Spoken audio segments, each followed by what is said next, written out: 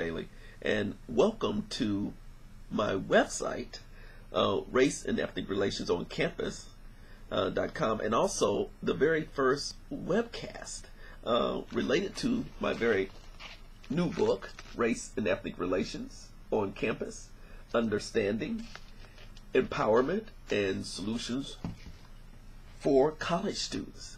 That's right. My book just came out on September 30th, and this is really my introduction, and I thank you for those of you who are interested in this topic and want to know further about it.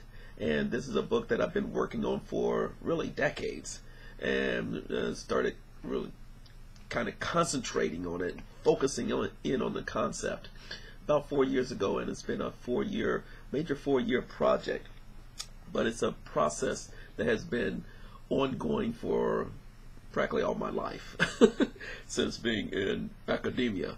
And I wanted to do these webcasts to be a bit more personable, and because this topic warrants me and others to address a lot of these issues that many college students are talking about. And this is what I've been teaching for the past 30 years, and finally placing it in a book, and really a textbook for college students, parents of college students, the general public, so we can start getting back to discussing some practical issues related to race and ethnic relations. And that's what I kind of felt we were kind of missing in the past 10 years. People are avoiding the topic, and yet this is a necessary topic, particularly in 2018 and beyond. And I noticed in my classes during the past several years, students were not comfortable talking about these issues, and not even in a lighthearted way. And yet there are lighthearted topics to talk about when we're referring to race and ethnic relations. So that's one of the reasons why I wrote this book, but really, as well as document my own race and ethnic relations history, and how my upbringing during the 50s, 60s, and 70s allowed me to always expand and reach out to folks who were different than me. And that's how I was able to fortunately expand my relationships with other groups and felt comfortable doing it. For some reason today, in 2018, students don't feel as comfortable.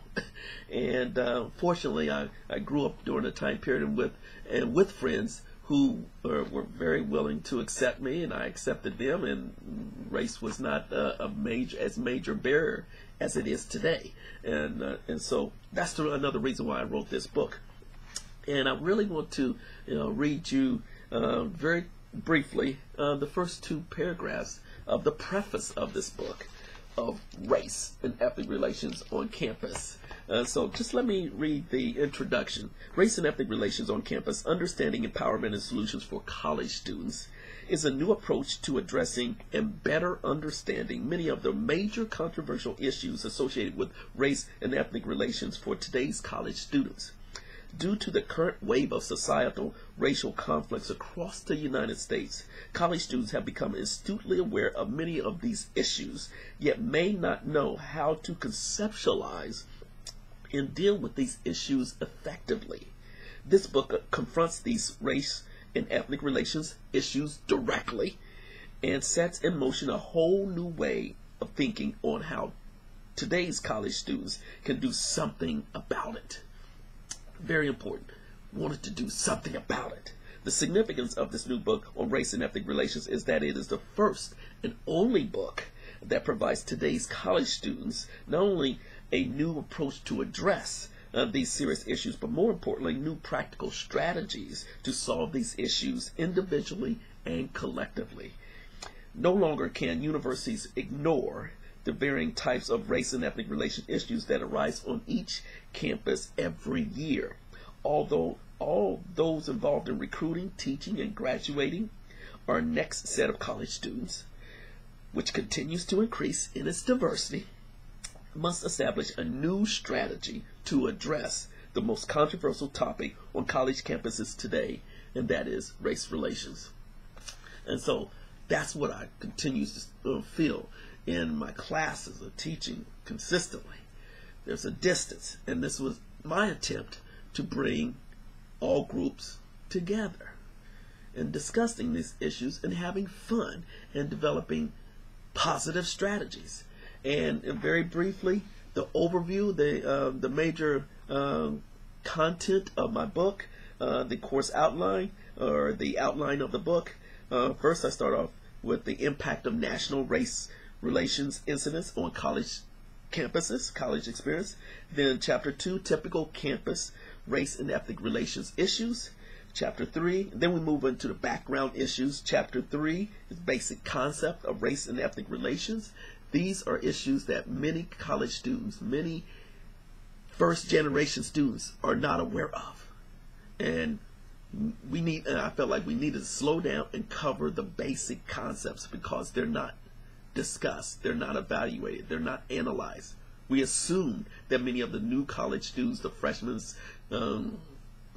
sophomore, juniors, and even seniors have been aware of these issues. They're aware of them, but not in a academic setting and have a good discussion and evaluation of these issues. So I go over the basic concept of race and ethnic relations. Then Chapter 4, race and ethnic relations theories, academically, not in a administrative way or not in a structured non-academic way, but this is an academic evaluation of race and ethnic relations theories. Then Chapter 5, interracial relationships and race relations, a cultural historical review in America.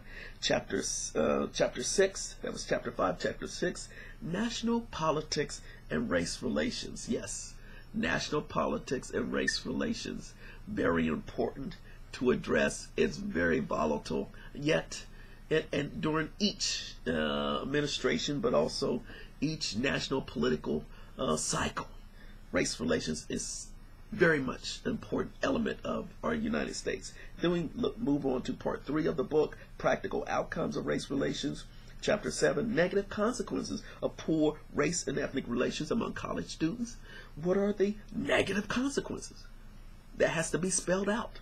And then Chapter 8, the positive outcomes of good race and ethnic relations among college students. That has to be spelled out as well. What are the positive outcomes when you have a good race relations network and community on campus? What are the positive outcomes among students? Then Part 4 of the book, solutions to race and ethnic relations issues. Chapter 9, how college students can solve race and ethnic relations issues. Chapter 10, how universities can solve race and ethnic relations. So I want the students as well as the universities to be involved. All universities across the United States. Not a certain sections or part of the country, but all sections of the United States. Our universities can solve race and ethnic relations. And then Part 5, debate issues. What are the debatable issues? And they change, but Chapter 11 includes controversial race relations topics to discuss and debate. Those are some hot button topics, and that's what students want to talk about and debate professionally. And then Part 6 of the book, teaching strategies for those instructors, professors who want to teach a race and ethnic relations class or race-oriented class or ethnic and culture class. I provide with my teaching a race relations seminar for the first time in a Fieldwork Journal that I did a couple of years ago here at East Carolina University, ECU, and provide that journal, that field work, that day-to-day, that week-to-week teaching an honors race relations class at this university, even though I've taught this class really decades ago at another university, at University of Houston, and also African American culture class at Indiana University in Indianapolis. So, but I wanted to provide a fieldwork journal, so that gives any professor, any instructor, anyone who wants to develop a class on race and ethnic relations, that gives you a framework. So again, that's the major topics of this book. This is volume 1 of the book, and I anticipate there's going to be more volumes because there's more issues related to race and ethnic relations. So I'm just starting the dialogue. I'm just starting the discussion, and I really want to start spelling out the basic issues, going to the theories, but trying to come up with new solutions now.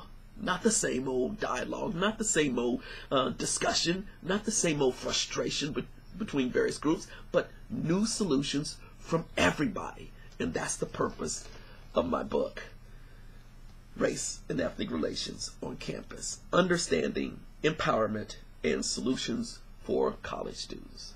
Thank you for your time, and I will hopefully talk with you again. This is our first introduction, first webcast, and thank you for your time.